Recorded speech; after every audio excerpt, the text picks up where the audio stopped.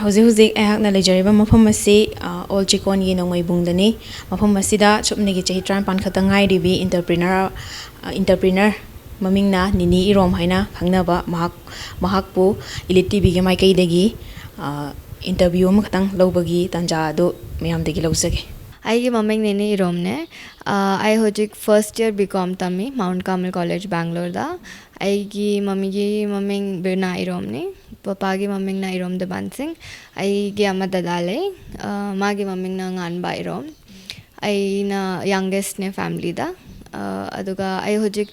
बैंगलोर ददी खोई around 1 hour पेट area दा लई मणिपुर दा ना खोई नुंगमाइबुन चेकोन न्यू ओल्ड चेकोन दा लई अदु नंगी बिजनेस से कम कांदागी हौरके हाबदो समलपना मियामदा थंबी पैंडेमिक कोई बकांदा आई दुकान दो 16 ने 11th स्टैंडर्ड कारिबा अदुदा लाइक होजिक दुकान दा टिकटॉक तो यामना फेमस होइबा अदुदा अदुम अम स्मॉल बिजनेस साइट लाई बने दुकान दा अदुदा पोत कई मी यामना योनबा ऑनलाइन दा अदुदा ये पोत कई दी अतोप अतोप होइबदो नेल लाइकी फेवरेट होइबा पी काइंदगी नेल गई संगबा हेबगी अदुम like you know nail polish होइदस अदुम स्केच पेन ना एक्सनबा अदुमाइना यामना पाम्बा अदुदा लाइक आइना खनबसी से व्हाई नॉट ट्राई तो बयाय बिकॉज मम्मी सु लाइक पोत कई योन बगई से अदुम यामना हेबा अदुदी मम्मी दा मु हायरे लाइक सी से स्टार्ट तौनिंगे खतंग मम्मी ना यामना सपोर्ट तौबा लाइक पैसा इन्वेस्टमेंट कई दी मम्मी दगी लौरबा होजिकती लोय मखन दोखरे अदुसु अदुम like help to people because si tawning azuna zo adum hobe yade paisa yaudradi aduga like na parents na believe to bage stole से मणिपुर दा लेरब्रा नत्रगा कमाइन तौरगे अदुगी मतंग दसु खितंग थंबी मणिपुर ददी लैदी लैत्री होजिक पो आइगी बैंगलोर ददी यामना रक अराउंड 5 to 6 times दी तौरे अलग अलग कॉलेज सा आइगी अमा कॉलेज माउंट कार्मेल दा तौरे अदुगा Saint Joseph autonomous college of commerce असिदा सो अमा तौरे होजिक मे बी मणिपुर की कमिंग अप फेस्टिवल गई संघाई फेस्टिवल दा आई लाइक तौनिंग अदो नंगी मेन प्रोडक्ट से खोजिन हापसे सिजना ओरिनेबा अदो सीना तबा अतोपा नंगी थबक हाइदी केहनी अतोपा मयाम अमसु लेदना असिगुंबसु यावब्रा सी मतंगदा अमु कितंग हाइबी ओके लाइक होजिक ट्रेंडिंग पर्ल ज्वेलरी गई हमना ट्रेंडिंग होदो लाइक हैंडमेड गई यामना Y2K एस्थेटिक तो अदुमाइना होजिक आमना लाइक फेमस होइरी पिंटरेस्ट वाइब तो अदुमाइना द लोमक हैंडमेड पर्ल गई लाइक ज्वेलरी लाइक नेकलेस होइरो इयरिंग होइरो रिंग होइरो अदुमक लोमक योले अदुगा स्क्रंची गई सो होजिक यामना trending होइरी mostly like you know यामना ट्रेंडिंग प्रोडक्ट तो अदुमाइना योले होजिकती इसीगी खुजिनगी प्रोडक्ट से कोई इंडिया खक्ता नतना अतोप मफम इंडिया गे अतोप स्टेट सिंग दसु अमाइना ऑर्डर तौरप्रा कमाइन तौगे सी मतंग दसु खितंग हाइबी होजिकपो खोई 1000 कस्टमर्स सुदोरे टोटल लाइक 2 years फादरे आइगी बिजनेस से अदुदा होजिकपो खोई लोयमक स्टेट इंडिया की लोयमक स्टेट पो योरे एटलीस्ट 1 ऑर्डर मिनिमम लोयमक स्टेट तगी होजिकपो लाए खोई की मेनली यामना लेबम हायरादी दिल्ली मुंबई कोलकाता मोय गइना मोर लाइक लइए खोई दगी प्राइस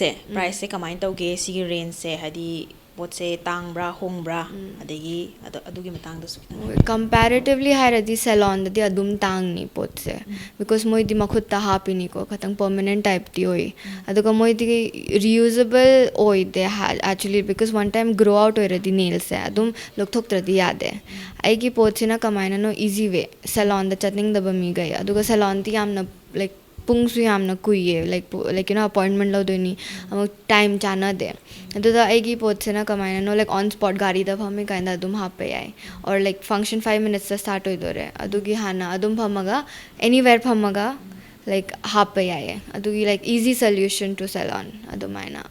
लोमक हैंडमेड प्रोडक्ट ने अदुगी आई 500 to 1500 अप्रॉक्सीमेटली चार्ज तो है अदुगा लाइक डिज़ाइन तो यामना हार्ड हो रहती लाइक रिसेंटली है ना मैं स्पंज बॉब थीम तो की पास स्पंज बॉब कैरेक्टर दी यामना लाइक डिटेलिंग तो बतो अदु बहुदी अदुम 2000 चार्ज तो है अदु like you know depending on the design अदु द प्राइस अदुम हिंगतले 500 ना स्टार्टिंग होय बाय प्लेन नील्स की अदुगा ꯑꯩꯈꯣꯏꯅ ꯅꯪꯒꯤ ꯁꯤꯒꯤ ꯅꯦꯜꯁꯀꯤ ꯄ꯭ꯔꯗꯛꯁꯦ ꯁꯤꯁꯤꯅ ꯑꯃꯨꯛ ꯋꯥꯟ ꯇꯥꯏꯝ ꯌꯨꯁ ꯑꯣꯏꯕ꯭ꯔꯥ ꯅꯠꯇ꯭ꯔꯒ ꯑꯗꯨꯝ ꯁꯤꯖꯤꯟꯅꯕ ꯌꯥꯕ꯭ꯔꯥ ꯍꯥꯏꯕꯗꯣ Okay, this is a reusable product ne. One time use nataba khoi any type ki glue provide to hai. Amana glue tab amana liquid glue. Glue tab na approximately 1 to 3 days ki stay tawni. Aduga adum any time lok thok pa yai. Aduga liquid glue na approximately 1 week per stay taw. Aduda he glue loi rasu kai sukai de like khoi ki shop ta ki only glue dang lai ba yai. Because katang dukan di kamaina no moi glue adum yon de moi hai amaga nail layo. Adumaina dang hapak ni. Khoi ti adumaina natte nail lai re kai sukai de adum glue lai biyo adu su yai. maximum da minimum da paisa kyam yamna tha amda lakpa income do adu do kamain tawge habdo dim tang da su Okay, aina aigi business start to bedo September dane 2020 ge adu kanda aigi first salary do like first income around 25 to 30,000 hoigi bane adu ka aigi highest peak to na June last year 2021 ge approximately 92 to 96,000 yaugi ba adugi like depending on your stability di adum laite because like business ne adum like mathak laini makha laini adu da khatang din na adum yamna paisa la yamna order la khatang din na adum lakta basu yawi adum ai noi do nini gi parents na su support tawe haiba da nini na haibire khoida ado hozik tung da anauba angang hagolai iba singse sisia nini gi wakhanda mogi da su mogi ima pabung na moida asa thammaga haibdi business kumba expand tawba khotpada sigumbai matang da kitang haibi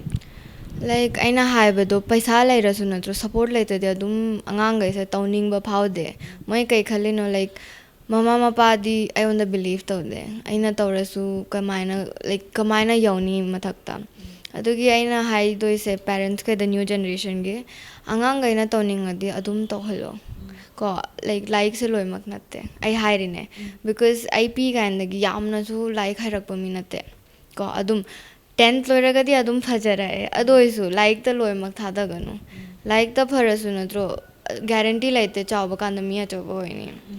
like proper ambition laire proper goal laire like tam da bumi gaisu adum kayam mathakta yauge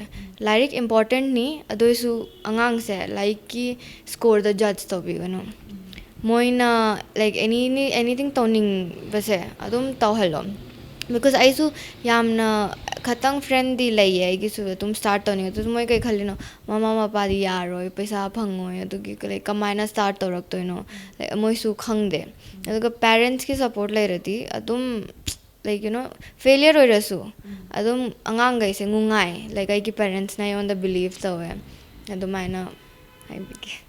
loishalakpada nini da ina hangjaning base ai budi khange ado mayam sida su khangnaba nini gi shop se kamai toraga hange habado Instagram page tara kamai to bono adu okay ai ki Instagram page ki maming se nini.s_shop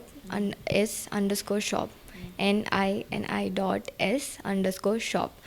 adu ai ki page ta adum order to ningadi adum DM to be ai message thara aduga adum like to bio follow to bio share su to ngaini aduga ELITETV na TV da thank you haining siba choba opportunity bi base because loima entrepreneur siba exposure phangde TV da thok base it's a huge deal aduge yeah thank you akoi sunga si nini gi unabagi tanja ma nini na pibi base khoida sigi damakta ELITETV gi mai kai dagi su nini bu amuk khana thagachari aduga nini gi punsi da su tung koina business se sangna mai pakna tawba ngamba oibiu habado nini gi da akhoina haizari thank you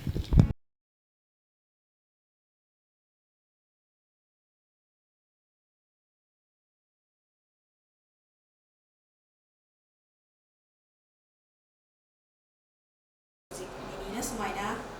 pisa nusa thokdana masa matokda independently pisa tanjadana khotna tawbase si matangda mari thamoda su kai phauge habdo tan haibi ꯑꯩꯒꯤ ꯊꯃꯣꯏꯗ ꯍꯥꯏꯔꯒꯗꯤ ꯇꯁꯦꯡꯅ ꯍꯥꯏꯔꯕꯗ ꯀꯣꯔꯣꯅꯥꯒꯤ ꯋꯥꯅꯔꯕ ꯃꯇꯝꯁꯤꯗ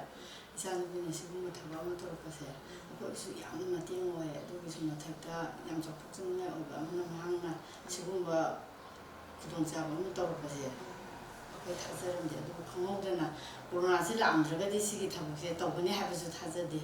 ꯃꯥꯅ ꯑꯩꯉꯣꯟꯗ ꯍꯥꯏꯕꯁꯦ ꯃꯃꯤ ꯑꯩ ꯁꯨꯃꯥꯏꯅ ꯅꯦꯜꯁꯦ ꯌꯣꯟꯕ ꯈꯣꯠꯄꯒꯤ ꯊꯕꯛꯁꯦ ꯇꯧꯒꯦ ꯃꯥꯗꯤ ꯅꯨꯡꯗꯥꯡ ꯄꯨꯡ 2-3 ꯐꯥꯎꯕꯁꯦ ꯁꯪꯉꯒ ꯑꯍꯤꯡ ꯇꯨꯝꯗꯅ ꯑꯗꯨꯝ ꯂꯩꯊꯣꯛꯑꯦꯕꯀꯣ ꯑꯗꯩꯗꯨꯗ ꯁꯨꯝ ꯗꯨꯀꯥꯟ ꯊꯣꯡ ꯂꯣꯜꯂꯕꯅꯤꯅ ꯅꯦꯜ ꯄꯣꯂꯤꯁ ꯀꯩꯀꯥꯁꯦ ꯂꯣꯏꯈ꯭ꯔꯒ ꯂꯩꯐꯝ ꯐꯥꯎꯕ ꯂꯩꯇꯕ ꯃꯇꯝꯗꯣ ꯃꯥꯒꯤ ꯃꯨꯠꯊꯠꯅꯕꯁꯨ ꯂꯩꯇꯦ ꯑꯃꯁꯨ ꯂꯩꯇꯦꯒ ꯑꯍꯤꯡꯒꯁꯦ ꯇꯨꯝꯗꯅ ꯁ꯭ꯀꯨꯜ ꯆꯠꯇꯕꯅꯤꯅ ꯑꯩꯈꯣꯏꯒꯤ ꯃꯇꯝꯁꯦ ꯌꯥꯝ ꯋꯥꯅ ꯂꯦꯟꯕ ꯍꯥꯏꯇꯥꯔꯦ ꯑꯩꯅ ꯈꯪꯅꯕ ꯗꯨꯀꯥꯟ ꯑꯗꯥꯏꯗ ꯁꯨꯝ ꯍꯥꯡꯗꯣꯛ ꯈꯣꯠꯇꯣꯛꯑꯒ ꯂꯩꯕ ꯌꯥꯕꯒꯤ ꯈꯨꯗꯣꯡꯆꯥꯕꯁꯨ ꯂꯩꯌꯦꯕꯀꯣ ꯑꯗꯨꯃꯥꯏꯅ ꯇꯧꯗꯅ ꯇꯧꯕꯗꯒꯤ ꯃꯥ ꯁꯨꯝ ꯁꯪꯉꯗ ꯃꯝꯃꯤ ꯑꯩ ꯁꯤ ꯌꯣꯟꯅꯤꯡꯉꯤ ꯈꯣꯠꯅꯤꯡꯉꯤ ꯍꯥꯏ ꯑꯩꯅ ꯁꯤꯕꯨ ꯀꯗꯥꯏꯗ ꯌꯣꯜꯂꯨꯗꯣꯏꯅꯣ ꯈꯣꯠꯂꯨꯗꯣꯏꯅꯣ ꯍꯥꯏ ꯑꯩꯗꯤ ꯇꯁꯦꯡꯅ ꯏꯟꯁꯇꯥꯒ꯭ꯔꯥꯝꯗꯒ ꯄꯣꯠ ꯌꯣꯟꯕꯁꯦ ꯑꯩꯈꯣꯏꯗꯤ ꯈꯪꯖꯗꯦꯕꯀꯣ ꯃꯥꯅ ꯅꯣꯡꯃ ꯁꯨꯃꯥꯏꯅ ꯄꯨꯊꯣꯔꯛꯑꯦꯕꯀꯣ ꯁꯨꯃꯥꯏꯅ ꯌꯣꯟꯕꯁꯦ ꯂꯩ ꯈꯣꯠꯂꯤ ꯀꯥꯏꯅ ꯑꯩꯅ ꯃꯥ ꯅꯣꯏ ꯄꯣꯠꯁꯤꯕꯨ ꯁꯨꯃꯥꯏꯅ ꯌꯣꯟꯕ ꯌꯥꯕ꯭ꯔꯥ ꯑꯗꯨꯃꯥꯏꯅ ꯐꯥꯒꯤꯗꯧꯔ ꯂꯣꯏ ꯌꯥꯏꯌꯦ ꯑꯁ ꯑꯗꯨꯗꯤ ꯏꯆꯥꯁꯤꯗꯤ ꯀꯩꯗꯧꯔꯤꯒꯦ ꯂꯥꯏꯕꯛ ꯌꯦꯡꯉ ꯂꯣꯏꯔꯦꯗ ꯅꯪ ꯃꯗꯥꯝ ꯇꯧꯅꯤꯡꯉꯦꯗꯨꯕꯨ ꯄꯩꯁꯥꯒꯤ ꯋꯥ ꯉꯥꯛꯇꯁꯨ ꯅꯠꯇꯦ ꯑꯗꯒꯤ ꯅꯪꯅ ꯑꯗꯨꯝ ꯈꯔꯗꯪ ꯐꯪꯉꯁꯨ ꯅꯪ ꯀꯣꯂꯦꯖ ꯆꯠꯄꯒꯤ ꯈꯣꯔꯁꯥ ꯐꯥꯎꯕꯗꯤ ꯑꯗꯨꯝ ꯀꯣꯟꯅꯒꯅꯤ ꯀꯥꯏꯅ ꯏꯕꯥꯅꯤꯁꯦ ꯐꯥꯒꯤꯗꯧꯔꯒꯀꯣ ꯇꯧꯋꯦꯕꯀꯣ ꯑꯗꯩꯗꯨꯗ ꯃꯥꯅ ꯑꯗꯨꯗꯤ ꯄꯣꯠꯇꯤ ꯀꯗꯥꯏꯗ ꯂꯩꯗꯣꯏꯅꯣ ꯍꯥꯏ ꯃꯃꯤ ꯑꯩ ꯆꯦꯟꯒꯦ ꯑꯣꯟꯂꯥꯏꯟꯗ ꯁꯨꯃꯥꯏꯅ ꯊꯤꯒꯦ ꯈꯣꯠꯀꯦ ꯂꯩꯐꯝ ꯈꯣꯠꯐꯝ ꯀꯥꯏꯁꯦ ꯃꯥꯅ ꯍꯥꯏꯌꯦꯕꯀꯣ ꯃꯥꯅ ꯑꯦꯅꯤ ꯇꯧꯒꯦ ꯍꯥꯏꯕ ꯆꯦꯟꯒꯦ ꯍꯥꯏꯕꯗꯣ ꯄꯣꯠꯇꯤ ꯑꯩꯈꯣꯏꯅ ꯈꯪꯗ꯭ꯔꯦ ꯑꯩꯈꯣꯏꯗ ꯑꯗꯨꯒꯤ ꯅꯣꯂꯦꯖꯇꯤ ꯂꯩꯇ꯭ꯔꯦ ꯑꯗꯨ ꯐꯥꯏꯅꯥꯟꯁꯤꯌꯦꯜꯒꯤꯗꯤ ꯑꯩ ꯅꯪꯒꯤꯗꯃꯛꯇꯗꯤ ꯁꯞꯄꯣꯔꯠ ꯇꯧꯅꯤꯅ ꯑꯗꯨꯃꯥꯏꯅ ꯇꯧꯕꯗ ꯁ꯭ꯇꯥꯔꯇꯤꯡ ꯃꯥꯅ ꯑꯣꯜ